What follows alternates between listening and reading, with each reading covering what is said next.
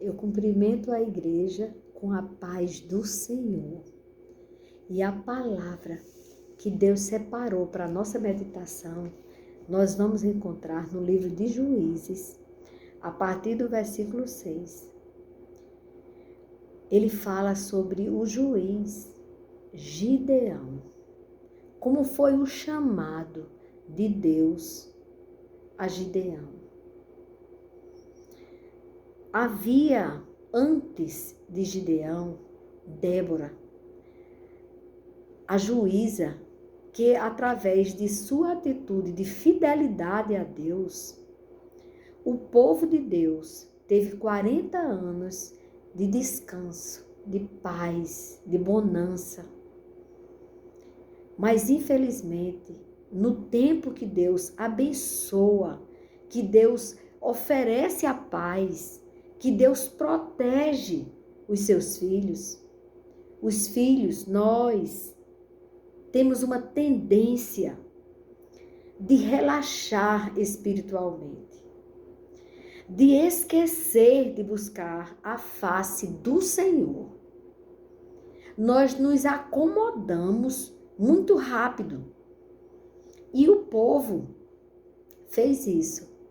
E, infelizmente, devido às terras que eles conquistaram, haver pessoas ali com culturas diferentes, onde eles criavam deuses feitos por mãos humanas. O Baal era um deusinho que eles criaram, que eles faziam daquele Baal como que aquele Baal era quem dava a prosperidade, aquela vinda de Deus, do Deus único verdadeiro. Eles atribuíam as bênçãos a Baal. E Gideão, para vocês terem uma ideia, na casa de Gideão, o seu pai tinha feito um altar para Baal. E quando ele recebeu o chamado do Senhor para libertar o povo do sofrimento que o povo começou a enfrentar, porque assim, a consequência do abandono de Deus é sofrimento. Quando você abandona o seu próprio Criador, quando você passa 24 horas do seu dia e não lembra de falar com aquele que te dá o fôlego de vida, então você está se acomodando. Tá tudo muito bem, então não preciso orar, não preciso buscar a Deus. E é aí onde abrimos brecha para o adversário que está tentando roubar a nossa alma, brecha, dando legalidade a ele, para ele se aproximar de você. E quando o adversário de nossas almas se aproxima de nós, o primeiro sintoma é destruição, é desgraça, é falta da graça de Deus. E foi desta forma. Olha o que aconteceu. Por que Gideão foi chamado? Os filhos, estou começando no capítulo 6, a partir do primeiro versículo, para que vocês entendam. Os filhos de Israel fizeram o que era mal aos olhos do Senhor. Quando estava tudo muito bem, eles começaram a colocar na casa deles o altar de Baal. Então, eles fazendo o que era mal diante do Senhor, por isso o Senhor os entregou nas mãos dos midianitas. O Senhor permitiu a desgraça na vida deles. Durante 7 anos, eles passaram com esse sofrimento. Os midianitas prevaleceram contra Israel.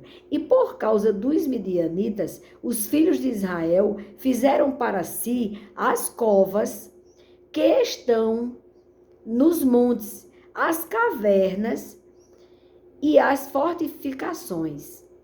Eles começaram a tentar se proteger de alguma forma. Eles saíram de suas moradas E eles saíram das suas plantações, daquela vida tranquila, onde eles criavam os animais e tudo. Quando eles se afastaram de Deus, que os midianitas vieram saquear a terra deles, então eles tiveram que regredir, que ir morar em covas, em cavernas, e fortificando as cavernas, tentando esconder, colocar pedras, se escondendo do inimigo. No lugar de buscar a face do Senhor, eles se esconderam durante 7 anos. Porque cada vez que os israelitas semeavam, os midianitas, os amalequitas e os povos do Oriente, 3 povos, os atacavam. Acampavam em Israel, destruindo os produtos da terra até a vizinhança de Gaza, e não deixavam Israel sustento algum. Israel começou a passar fome. Nem ovelhas, nem bois, nem jumentos, pois vinham com o seu gado e as suas tendas como uma nuvem de gafanhotos. Eram muitos os inimigos, porque a desgraça havia sobrecaído sobre eles. Eles mereceram. Eles não queriam saber de Deus. Eles iam pedir a proteção de Baal. Claro que Baal não protegia. Eram tantos os inimigos que não se podiam contar, nem a eles, nem aos seus camelos, e entravam na terra para a destruir. Eles destruíam a terra. Assim, Israel ficou muito debilitado. O povo ficou debilitado com a presença dos midianitas. Então, quando eles estavam debilitados, quando eles estavam destruídos, mas o altar de Baal estava levantado na casa deles. Eles estavam no pecado. Mas, mesmo nisto, olha a misericórdia de Deus. Então, os filhos de Israel clamaram ao Senhor. Pediram muito a Baal. Baal não atendeu. Como muita gente fica querendo recursos de o pé do coelho, misticismo. Tudo isso desagrada a Deus. Então, vamos ver se o pé do coelho vai te dar sorte. Não vai não, viu? Não tem sorte não quem busca falsos deuses. Cuidado com o que você está trazendo na sua casa. Superstição não vem de Deus. Desagrada profundamente ao Espírito Santo de Deus. Quando você põe a sua confiança no pé do coelho, no trevo de 4 folhas, naquilo e naquilo outro, cuidado com o que você está fazendo. E eles clamaram ao Senhor finalmente, mas o altar de Baal ainda estava ali na casa deles. Olhe o que você tem na sua casa. Observe o que entra na sua casa. Olhe o que você está confiando. Se é no Deus vivo ou se é em alguma coisa feita por mãos humanas. Olha o perigo. Mas quando eles clamaram, olha como Deus é bom. Olha a misericórdia do Senhor. Quando os filhos de Israel clamaram ao Senhor por causa dos midianitas, o Senhor, ó Deus bom, o Senhor lhes enviou um profeta que lhes disse: assim diz o Senhor, Deus de Israel. Olha o que disse: eu tirei vocês do Egito, da casa da servidão, vocês eram servos ali. Eu os livrei das mãos dos egípcios e das mãos de todos os opressores. Olhe, hoje, nossa nação está nas mãos de opressores. Nós precisamos buscar a face do Senhor para que Deus mude a nossa sorte. E aqui, o profeta disse que Deus estava falando isso. Eu os livrei das mãos de todos os seus opressores. Eu os expulsei e dei a vocês a terra deles. e disse: eu sou o Senhor. Aí ele disse: espera aí, minha gente. Eu sou o Senhor, o Deus de vocês. Não adorem os deuses dos amorreus, em cuja terra vocês estão morando. Eles estavam adorando Baal, Deus dos amorreus. Ele disse: não adorem. Mas vocês não deram ouvidos à minha voz. Olha o que o profeta disse. E hoje o Senhor está nos dizendo o que nós estamos fazendo diante de Deus.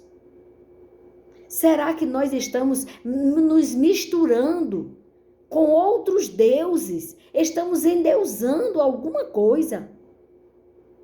Estamos esperando que a nossa sorte melhore, fazendo adivinhações, recorrendo a falsos profetas, a mentirosos, a pessoas que induzem você ao erro. Se você não estiver baseado na palavra de Deus, você não está no caminho certo. Cuidado! Se você não está buscando a palavra viva e eficaz, que está sendo tão combatida hoje, que estão colocando em dúvida a palavra de Deus.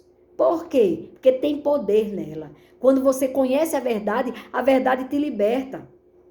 Por isso que há uma perseguição tão grande contra a palavra de Deus. E por isso o risco daquele que não lê a palavra de Deus adorar outro Deus ou pedir ajuda a outro Deus. Deus com D minúsculo, porque só há um Deus com D maiúsculo. O teu Criador, o nosso Criador. Busque a face dele e purifique a sua casa espiritual. Aquilo que você sabe que Deus não quer que esteja em você, liberte-se. Não desobedeça a Deus. A consequência é terrível, porque você perde a proteção de Deus. E o Senhor disse: mas vocês não deram ouvido à minha voz. Então, olhe que coisa boa. O anjo do Senhor veio e sentou-se debaixo do carvalho que está em Ofra, que pertencia a Joás, da família de Abiezer. Gideão, filho de Joás, estava malhando trigo no lagar, para o pôr a salvo dos midianitas. Eles viviam escondidos. Até para cuidar dos cereais, o trigo era escondido. Era naqueles momentos de escondido para que os inimigos não vissem. E aí, ele querendo pôr a salvo o trigo, ele viu o anjo. Então o anjo do Senhor lhe apareceu e lhe disse: o Senhor está com você, homem valente. Olhe como Deus nos eleva. Eu acho que Gideão deve ter ouvido pela primeira vez alguém dizer que ele era valente. Porque muitas vezes você se vê tão pequenininho e Deus vê você tão grande. Você se vê tão incapaz e Deus vê você tão capaz. Basta confiar nele. Que ele pode fazer. Lembra da palavra que tem aqui? Tudo posso naquele que me fortalece. Deus, ele já te vê capaz. E ele disse aqui, o anjo, ele chama Gideão de homem valente e diz: o Senhor está com você. Oh, meu Deus. E Gideão respondeu: ah, meu Senhor, se o Senhor Deus está conosco, por que nos aconteceu tudo isto? Vamos murmurar, vamos reclamar. E onde estão todas as tuas maravilhas que os nossos pais nos contaram? Eles disseram: o Senhor nos livrou do Egito, porém agora o Senhor nos abandonou. Oh, sou uma vítima. O Senhor nos abandonou e nos entregou nas mãos dos midianitas. Interessante, né? Ele reclama. No lugar dele adorar a Deus, porque Deus enviou um anjo, ele começa a reclamar de Deus. E como nós somos parecidos com Gideão. E aí ele reclamando, o Senhor nos abandonou. E agora estamos nas mãos, o Senhor nos entregou nas mãos dos midianitas. Interessante. Ele deduziu que Deus os entregou nas mãos dos inimigos, dos midianitas. Mas tinha um altar de Baal na casa deles. Então, se a coisa fosse boa, era Baal quem tinha feito. Mas como estava havendo a perseguição dos midianitas, então a culpa era de Deus. Deus que entregou eles nas mãos dos midianitas. Olhe só como o nosso coração é mesquinho, é pequenininho. Mas a misericórdia do Senhor é grande.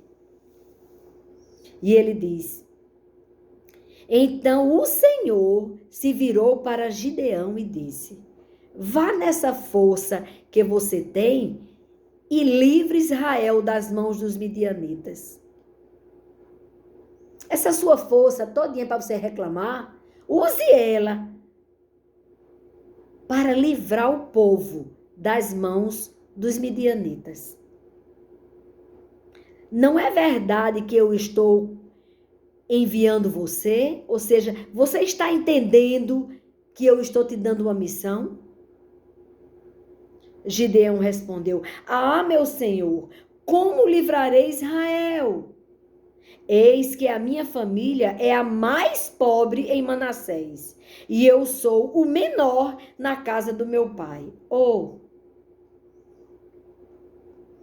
manda outra pessoa fazer, porque eu sou pequenininho. Por que nós somos assim? Porque não acreditamos de imediato. O anjo estava ali diante dele.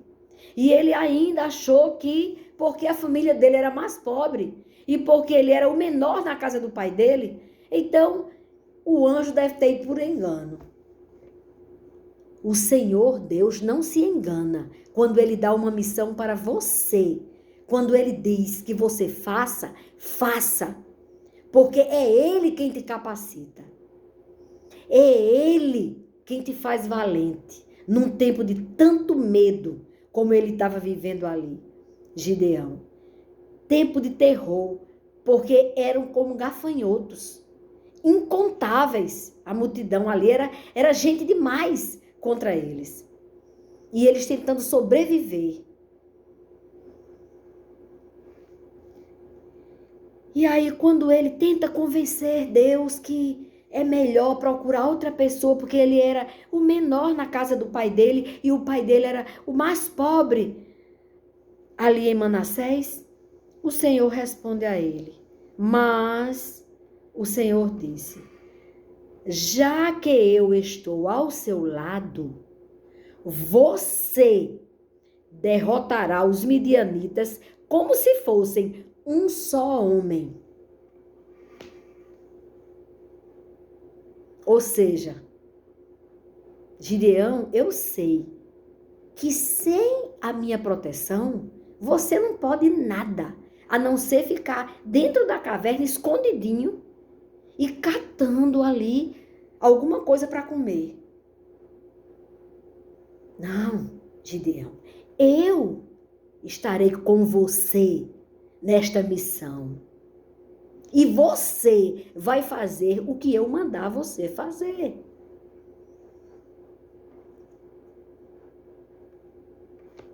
Porque quando Deus determina, Ele capacita. Aleluia. Creia. Nós devemos, como povo de Deus, nos reunir na presença do Senhor, jejuando, orando pela nação brasileira e por toda a terra, porque não pense que a crise é só aqui no Brasil. O mundo jaz no maligno. As nações estão rendidas a uma ideologia demoníaca que é determinada a destruir o povo de Deus. E nós devemos ser soldados do Senhor, confiando que o sangue que Jesus derramou na cruz do Calvário nos dará força e poder. O Senhor ouve o nosso clamor. Jesus, ele já pagou o preço. Nós já estamos vivendo a nova aliança. Há mais de 2000 anos que Jesus morreu por nós e fez uma nova aliança. O sangue da nova e eterna aliança, que foi derramada por nós para o perdão dos nossos pecados. Aí fomos justificados pelo sangue de Jesus e por isso nós podemos sim orar e o Senhor ouve o nosso clamor. E Ele vai nos orientar, vai nos dizer como fazer. Ele disse a Gideão como fazer. Ele manda Gideão. Aí Gideão vai e faz oferece o holocausto ali ao Senhor. O anjo vai e quando ele estende o cajado, ele toca ali. Acontece que saiu fogo da rocha. Vocês depois leiam com bem calma todo o capítulo 6. Ele mostra a manifestação de Deus. E ali ele viu que incendiou aquela oferta que ele fez. O pão e a carne. E ali, Deus estava chamando ele, preparando Gideão para a grande missão, libertar o seu povo da opressão que eles estavam sofrendo, por causa dos desonestos que estavam destruindo, saqueando o povo de Deus. E aí, Gideão, o Senhor explica a Gideão, olha só, naquela mesma noite, no versículo 25, diz assim, naquela mesma noite, do capítulo 6 de Juízes, naquela mesma noite, o Senhor disse a Gideão, leve o touro que pertence a seu pai, a saber, o segundo touro de 7 anos, olha só, era 7 anos que eles estavam no sofrimento, e esse touro era touro de 7 anos. E derrube o altar de Baal, que é do seu pai. Olha só, na casa deles. E corte o poste da deusa Aserá, que está junto ao altar. Tinha o altar de Baal e o poste lá da deusa Aserá. E ele diz, derrube tudo. Limpe a sua casa. Comece em você a obra. Comece na sua casa. E aí ele diz, no alto desse lugar fortificado, faça para o Senhor, seu Deus, um altar em camadas de pedra. Depois, pegue o segundo touro e ofereça o meu holocausto com a lenha do poste da deusa Aserá, que você irá cortar. Ou seja, desfaça dela, diminua ela, incendeie, queime. Destrua aquilo que está te afastando de Deus. Destrua tudo aquilo que está te afastando do teu Criador. Para que você seja livre. Para que a nossa nação seja livre dos opressores. Oh, meu Deus. E ele fez, viu? Olha aí, quando o Senhor mandou o anjo dizer que ele era valente, Deus deu valentia a ele. Deu coragem. Deu estratégia a Gideão. E ele fez. Então ele pegou 10 homens dos seus servos e fez como o Senhor lhe havia falado. Obedeça. Faça como o Senhor falar que você faça. Obedeça. Sabe o que eu estou fazendo aqui? Obedecendo. Obedecendo. Eu estou colocando a minha cara a tapa. Eu estou falando coisas que Deus quer que eu fale, sabendo que pode ter consequências. Nós não estamos mais vivendo um tempo onde podemos falar aquilo, a verdade. A verdade, ela incomoda demais. Se você falar a verdade, você pode responder a processo. Seu canal pode ser perseguido. Eles já cortaram, eles tiraram um vídeo meu, só porque eu disse que Jesus Cristo cura. Porque ele cura sim. Ele cura. No hino, o hino cristão, você vai ver que você vai encontrar isso. É no número 7.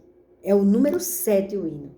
Ele diz, Cristo cura sim. Ele cura sim.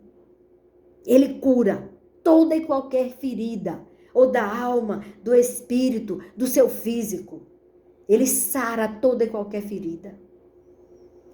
E aí, Gideão fez aquilo que Deus mandou. Aí ele fez isso. E, de madrugada, ele foi lá e derrubou o altar de Baal, derrubou o poste da deusa Aserá, que estava junto dele, cortado, e pegou o segundo touro, fez do jeito que Deus mandou, certo? E ofereceu no altar que havia sido edificado, e diziam uns aos outros, quem fez isto? Quando eles viram de manhã, o pessoal, ei, quem fez isto? Oh, olha só, quem fez isto? E perguntando e inquirindo, disseram, quem fez isso foi Gideão, foi o filho de Joás. Então os homens daquela cidade disseram a Joás, traga o seu filho para fora, para que seja morto, pois derrubou o altar de Baal, grande coisa, e cortou o poste da deusa Aserá, que estava junto dele. Olha só. Quando uma coisa errada é repetida, quando várias pessoas repetem o mesmo erro, o errado, eles acham que é o certo. E o que é certo, que é destruir os falsos deuses, era errado. Vamos matar Gideão, porque Gideão destruiu um falso deus. Mas não podia. Hoje é assim. Se você falar a verdade, é processado. Você tem que falar por parábolas. Porque se você disser a palavra, já tem um programazinho bem direitinho que ele vai e tira o seu vídeo do canal. Mas eu vou ler, viu? Aí foi muito interessante aqui que eles, o povo, a sociedade corrompida, completamente corrompida, foi na casa de Gideão e mandou o pai de Gideão entregar Gideão para eles matarem. Mas Deus tinha um plano na vida de Gideão. E quando Deus tem um plano na nossa vida, não tem no mundo quem desmanche. Vai acontecer aquilo que Deus planejou para você. E aí o pai de Gideão, que estava na mesma onda, porque na casa dele tinha uma imagem de Baal, chegou e falou para aquele povo. Olha como Deus dá estratégia. Ele falou para aquele povo que ele disse, vocês querem defender a causa de Baal? Ele perguntou ao povo. Vocês querem livrá-lo? Querem livrar Baal? Mas Baal não é um deus? Quem defender a causa dele será morto ainda esta manhã. Se ele é Deus, que defenda a si mesmo. Afinal, derrubaram o altar dele. O pai de Gideão, ele só pode ter sido iluminado por Deus.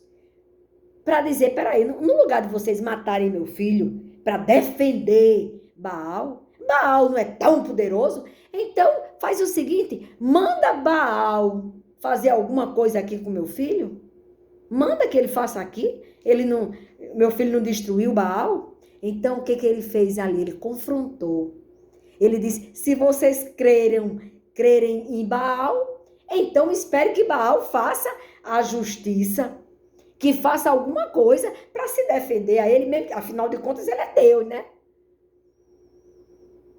Aí o povo teve que deixar mesmo.